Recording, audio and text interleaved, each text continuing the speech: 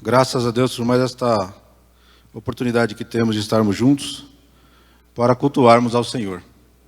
Vamos ler o versículo 21, do João capítulo 14, versículo 21. Nós já fizemos a leitura do texto, uma leitura oficial. Então, para a gente já ir ganhando um tempo, vamos ler apenas o versículo 21, que diz assim: Aquele que tem os meus mandamentos e o guarda, esse é o que me ama. Aquele que me ama será amado de meu Pai, e eu o amarei e me manifestarei a ele. Amém? Os irmãos podem vos assentar. Glória seja dada ao nome do Senhor. Então, na noite de hoje, nós estamos iniciando uma série de mensagens sobre fiéis. Então, Deus colocou no coração do nosso pastor para, nesse mês de setembro, tratar desse tema, né, sobre fiéis. Na noite de hoje, nós vamos meditar sobre fiel à palavra que habita em nós. Na semana que vem, fiéis ao testemunho cristão. E depois, fiéis a um viver no poder do Espírito. Então, nesta noite, nós vamos falar sobre fiel à palavra que habita em nós. Então, para iniciarmos nessa noite, primeiro nós precisamos observar que, quando nós olhamos ali o Salmo 101, versículo 6, o salmista vai dizer que os meus olhos procurarão os fiéis da terra. Eu estava dando uma estudada e li a versão bíblica, Nova Versão Transformadora. E o texto diz assim: irei à procura dos fiéis para conviverem comigo. Só terão permissão de me servir os que andam no caminho reto. Então esse texto dá uma clareza um pouco maior sobre o que o Senhor está procurando. Ele está procurando pessoas fiéis. Fiel é aquele que vem de fidelidade, é aquele que não se desvia de um propósito, ou de uma palavra dada, ou de um compromisso firmado, dado algum problema que apareça. Então o fiel não é aquela pessoa que vive de acordo com a circunstância. Se tudo está indo bem, eu sou fiel. Se está indo mal, aí eu tenho algumas dúvidas, aí eu tenho alguns problemas. Aí eu começo a dizer, eu não posso ser fiel porque eu estou tendo problema. Então, a fidelidade, ela independe das circunstâncias que elas advêm. Nós declaramos fidelidade ao nosso cônjuge. Aí, não, mas porque ele não cozinha direito, então não vou ser mais fiel. Porque ele não penteia o cabelo direito, eu não vou ser mais fiel. Porque caiu o cabelo, não vou ser mais fiel. Não, a fidelidade independe da circunstância. É uma palavra firmada, declarada em um propósito estabelecido. Essas pessoas o Senhor tem procurado. Ele quer achar em nós pessoas que são fiéis a Ele. E na noite de hoje nós vamos observar o texto que é fiéis à palavra que habita em nós. Então, uma primeira reflexão que nós precisamos observar é que quando nós lemos João capítulo 15, vai dizer que o Senhor, nós precisamos estar na videira, que nós precisamos estar em Cristo, que a palavra do Senhor precisa habitar em nós, para que nós possamos, a partir desse momento, sermos obedientes àquilo que temos aprendido. Então, a primeira reflexão que nós queremos fazer nessa noite é: qual é a palavra que habita em nós? O que habita no meu coração? Porque eu preciso ser fiel à palavra que habita em mim. Mas o que habita no meu coração?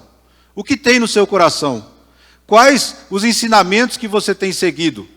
Eu sou fiel à palavra do Senhor, mas eu não conheço essa palavra. Eu sou fiel à palavra do Senhor, mas eu não sei qual a vontade dele para a minha vida. Eu sou fiel à palavra do Senhor, mas eu não estudo a palavra do Senhor. Eu não conheço.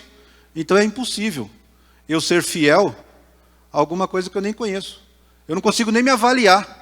Como que eu sou fiel à palavra se eu não conheço a palavra do Senhor? E aqui nós temos em Mateus capítulo 3, versículo 8, que quando nós temos a presença de Deus na nossa vida, que habita em nós, nós passamos a produzir frutos dignos de arrependimento.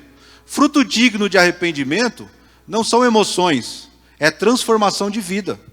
Quando a palavra de Deus habita em mim, as pessoas que estão ao meu redor são transformados por essa palavra. Se não, eu estou tendo uma dificuldade para dizer que a palavra habita em mim e ela não produz frutos que são dignos de arrependimento. Pessoas que, a partir da convivência comigo e com você, reconheçam que são pecadores e que dependem de Deus. Isso é produzir frutos dignos de arrependimento. Não são apenas remorsos, tristezas, não, é transformação de vida. Então fica muito claro que quando nós lemos a palavra do Senhor, quando ela habita em nós, existe um resultado, existe um produto que tem que nos acompanhar, que é pessoas transformadas ao nosso lado. Então eu já preciso ter essa primeira reflexão. A palavra de Deus habita em mim, eu preciso ser fiel a essa palavra. Então eu preciso a cada dia meditar na palavra do Senhor. Oséias vai dizer isso. Conheçamos e prossigamos em conhecer ao Senhor, em conhecer ao Deus que eu sirvo. Eu já sei tudo, já conheci o Senhor. A palavra diz que nós não conseguimos chegar perto dos pensamentos do Senhor. Então nós não conhecemos. Quanto mais nós estudamos, mais a gente conhece. E mais a gente descobre que tem mais para conhecer. É uma fonte infindável de conhecimento. Mas esse conhecimento gera o quê? Transformação de vida, a minha e das pessoas que estão ao meu redor. Então, se a palavra do Senhor habita em mim, eu sou igual ao salmista, quando ele fala lá: antes tenho o seu prazer na lei do Senhor, e na sua lei medita de dia e de noite. Eu não posso ter a palavra de Deus habitando em mim, mas eu não gosto de ler a Bíblia. Eu não gosto de ouvir Deus falar. Porque quando eu leio a palavra do Senhor, é Deus falando comigo.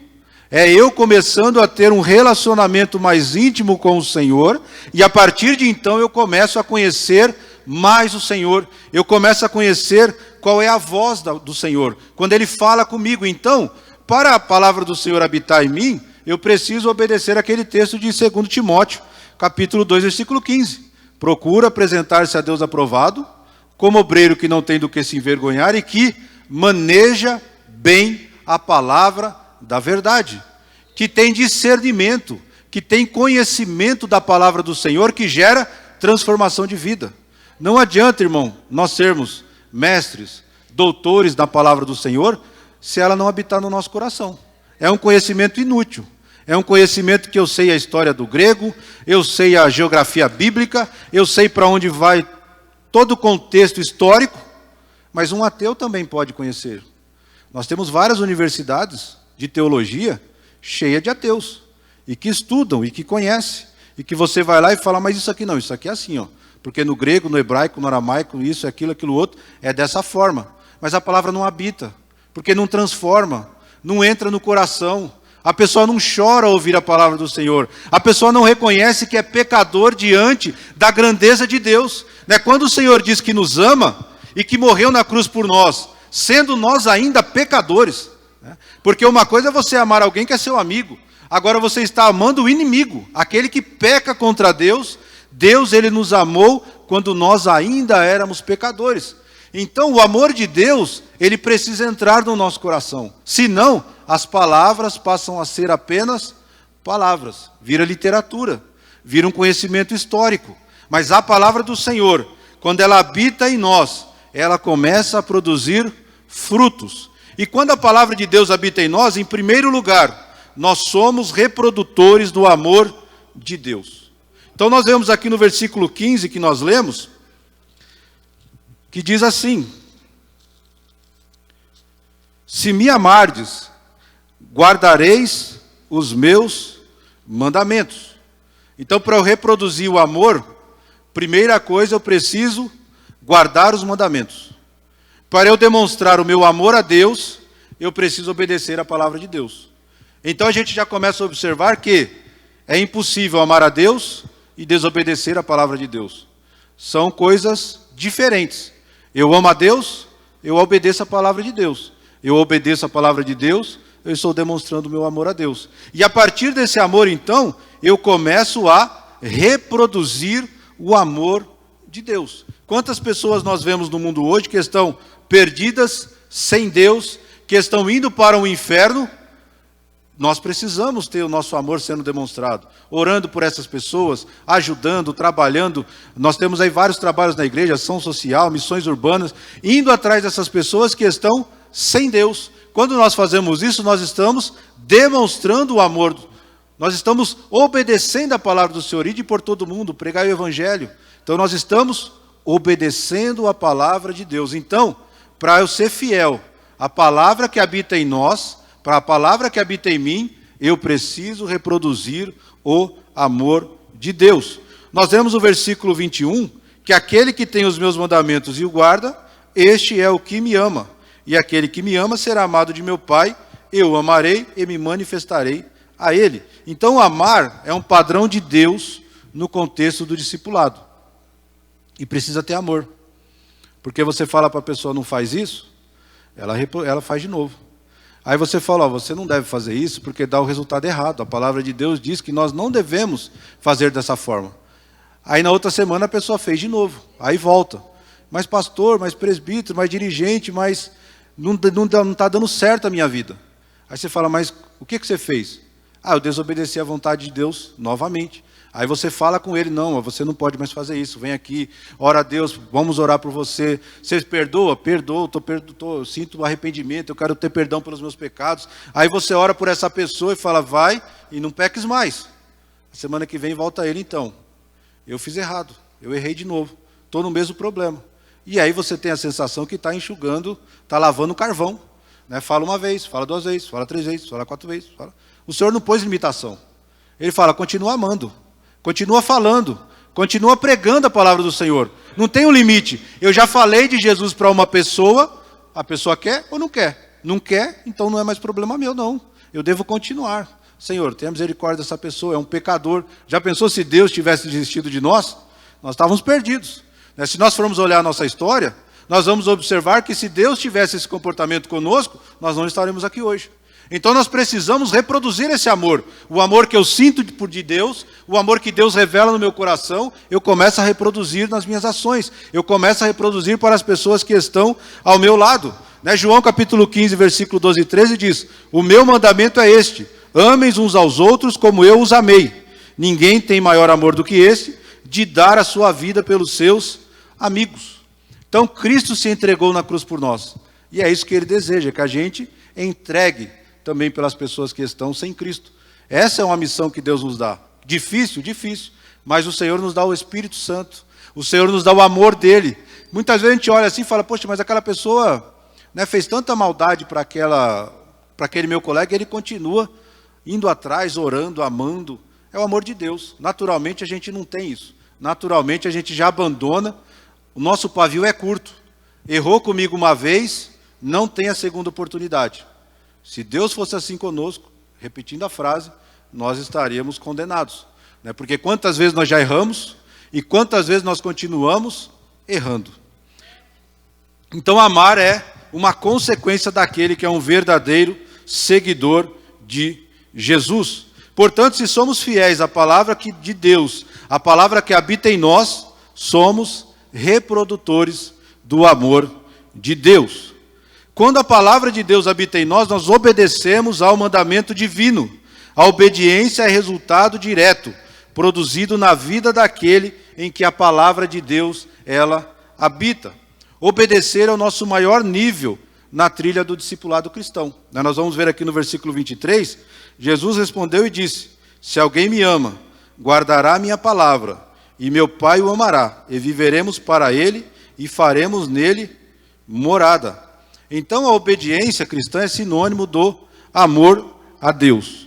Agora, infelizmente, muitos têm dificuldade quando precisa exercitar a obediência à palavra de Deus, quando essa palavra nos contraria.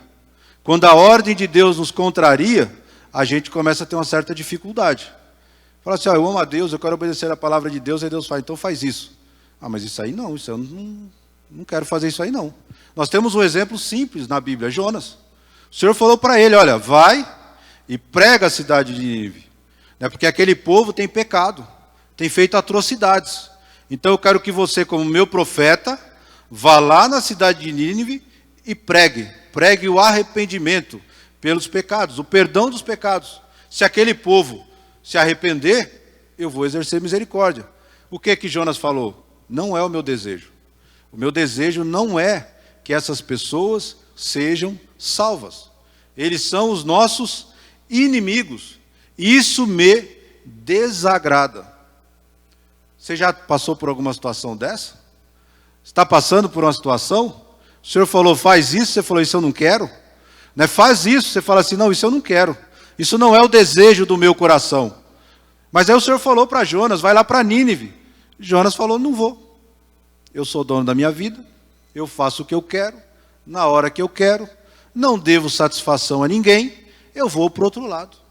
E foi para Tarso. E a gente conhece toda a história. O navio quase vai a pique, ele é jogado ao mar, Deus providencia um grande peixe, joga ele de volta na praia da cidade de Nínive, e aí ele vai lá, prega o arrependimento, o rei manda todo mundo se vestir de saco, todo mundo se arrepende, faz jejum, e o Senhor perdoa o pecado. A Bíblia vai falar de 120 mil homens.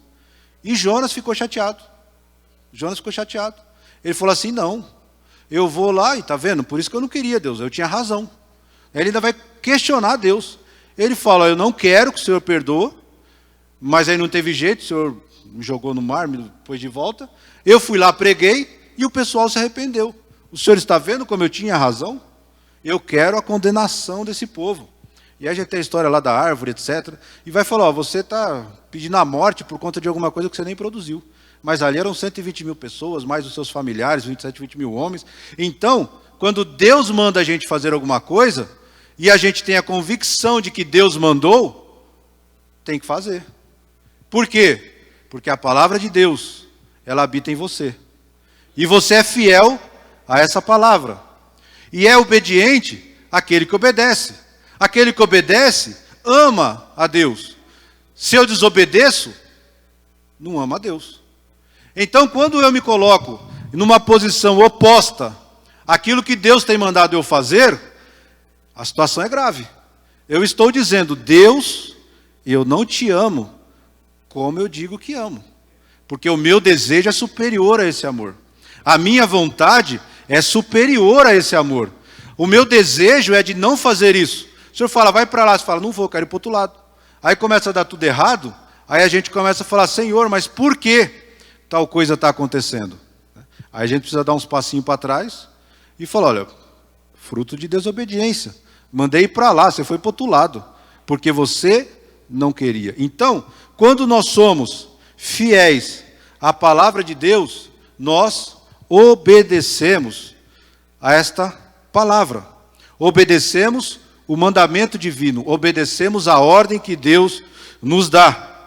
Porque Deus, Ele é soberano sobre as nossas vidas. Romanos capítulo 6, versículo 16, vai dizer o seguinte, não sabem que, quando vocês se oferecem a alguém para lhe obedecer como escravos, tornam-se escravos daquele a quem obedecem, e escravos do pecado que leva à morte, ou da obediência que leva à justiça. Então há decisão a tomar. Eu vou ser obediente à palavra do Senhor que vai me levar à justiça, ou então eu vou ser escravo do pecado, da desobediência a Deus. Quando eu desobedeço a Deus, eu peco. Portanto, isso me leva à morte. Isso me leva ao distanciamento de Deus. Portanto, para nós sermos fiéis à palavra de Deus que habita em nós, nós precisamos ser reprodutores do amor de Deus e nós precisamos obedecer ao mandamento divino. E também nós precisamos ter intimidade com o Espírito Santo. Não dá para ser obediente à palavra do Senhor se nós não tivermos intimidade com o Espírito Santo. Porque quando o Espírito Santo, nós nos relacionamos com o Espírito Santo de uma forma íntima, que nós começamos a sentir a presença do Senhor, e nós temos a convicção de que Deus está falando conosco, não há dúvida de que a vitória vai ser garantida. Não há dúvida de que nós podemos passar por alguns processos difíceis, mas que o final é a vitória e o nome dele sendo glorificado. E o propósito de Deus sendo realizado através das nossas vidas. É muito fácil nós falarmos assim, eu sou o instrumento de Deus. Só que Deus não pode me usar. Né? É contraditório.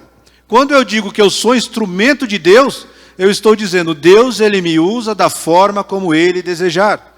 Deus, Ele me usa da forma como Ele quiser. Dessa forma, eu começo a ter a intimidade com o Espírito Santo. Eu começo a dizer, Senhor, eis-me aqui. Lembra a passagem de Isaías? Né? Quem vai por nós? Quem há de ir por nós? Isaías ficou na dele. Fala, esse desafio é muito grande para mim. Eu sou um pecador. Eu habito no meio de homens de impuros lábios. Os meus olhos veem a corrupção. Eu não tenho capacidade para fazer isso daqui.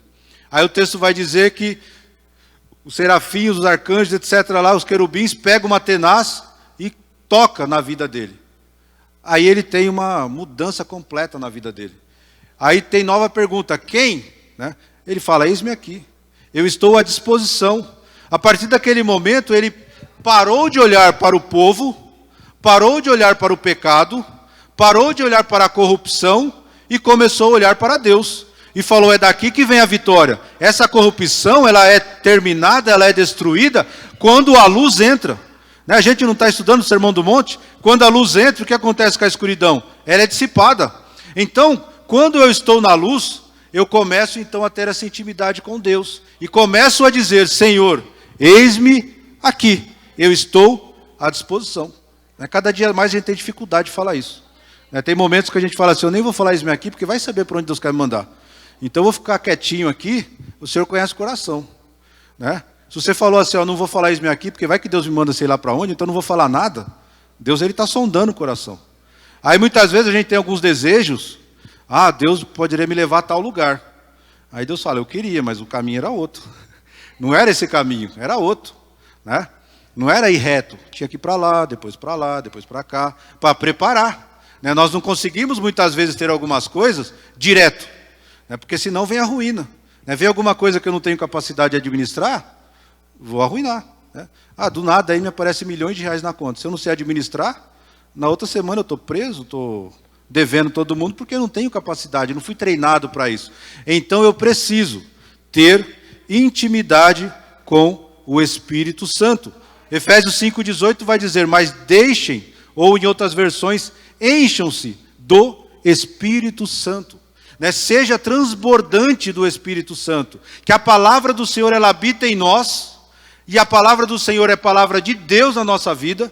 A palavra de Deus ela tem poder para transformar o pecador, para perdoar pecados através do sacrifício de Jesus na cruz do Calvário. Então a partir desse momento o Espírito Santo ele habita em mim, eu tenho intimidade, eu começo a ser fiel à palavra do Senhor. Não tem como. E eu preciso ter essa intimidade com o Espírito Santo. Essa relação começa e está ligada no coração do Pai. O versículo 23 novamente. Se alguém me ama, guardará minha palavra e meu Pai o amará. E viveremos para ele e faremos nele morada.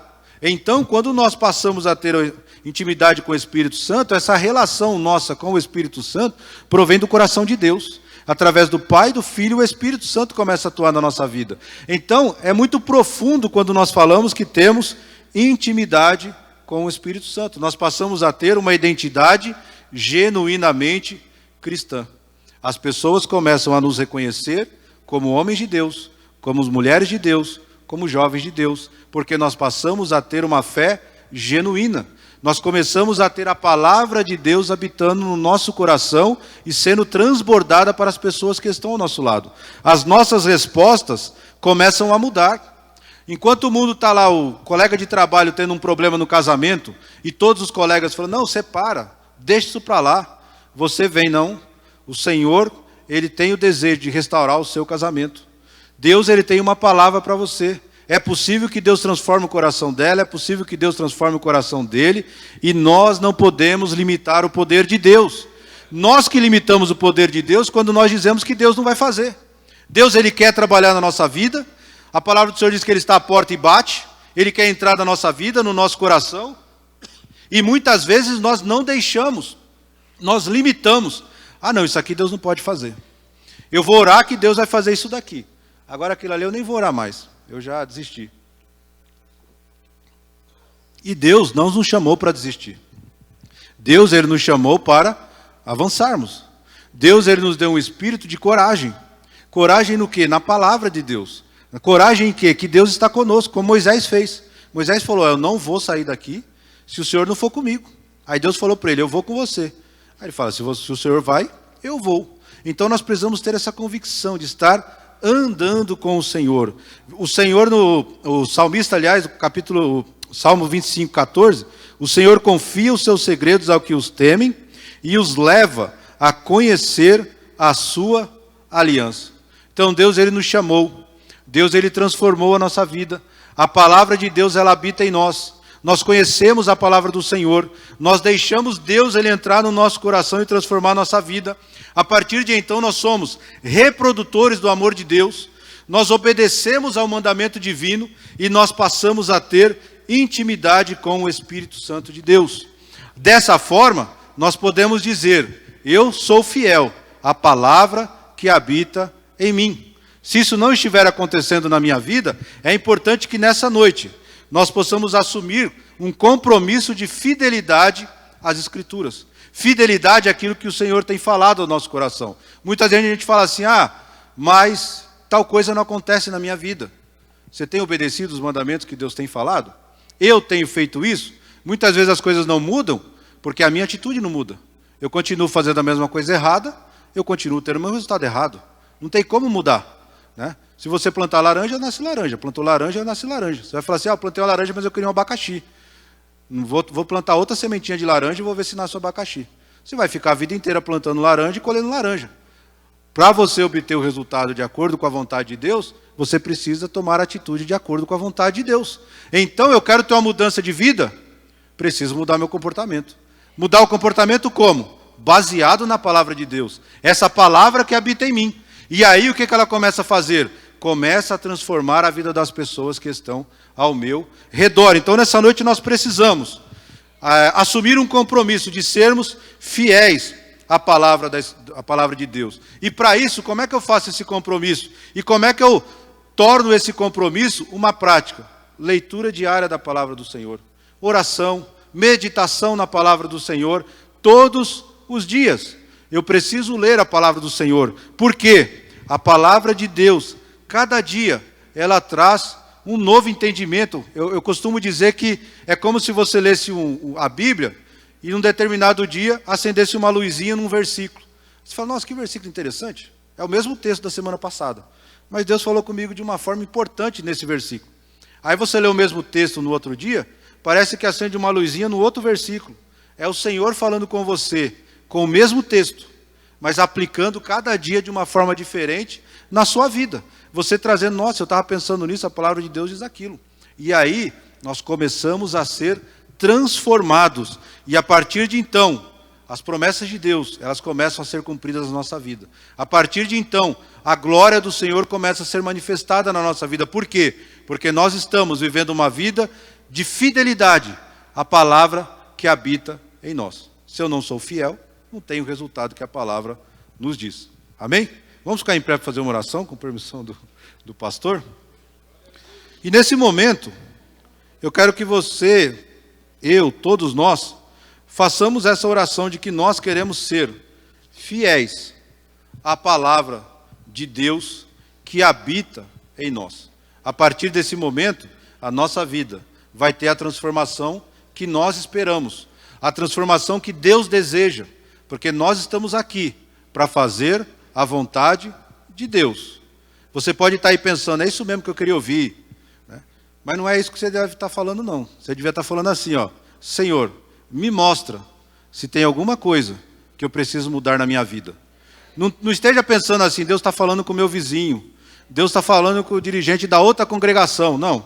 Fala assim, Senhor, eu preciso mudar alguma coisa para ser plenamente fiel à palavra que habita em mim, e Deus vai revelar nos nossos corações, amém? Oremos ao Senhor. Senhor, meu Deus e Pai, em nome do Senhor Jesus Cristo, nós te agradecemos por essa palavra. E pedimos, Senhor, aleluia, que o Senhor abra o nosso entendimento, Senhor, para que possamos ser plenamente, totalmente fiéis, Senhor, à palavra que habita em nós, a palavra que o Senhor tem transmitido aos nossos corações, através dos teus servos, através dos anos. O Senhor tem colocado em cada coração aqui, Senhor, a tua palavra. E nessa noite nós queremos assumir o compromisso, Senhor, de sermos fiéis a essa palavra, de obedecermos o mandamento divino, de reproduzirmos o amor de Deus e de termos uma maior intimidade com o Espírito Santo. Senhor, aleluia, mostra aquilo que nós precisamos deixar, aquilo que nós precisamos passar a fazer para que possamos estar no centro da tua vontade. Senhor, derrama do teu Espírito sobre cada um de nós, enche-nos com o teu Espírito Santo e que a tua palavra, Senhor, continue transbordando nos nossos corações, transformando a nossa vida e transformando a vida das pessoas que estão ao nosso redor. Nós te louvamos e nós te agradecemos, em nome do Senhor Jesus. Glória seja dada ao nome do Senhor Jesus.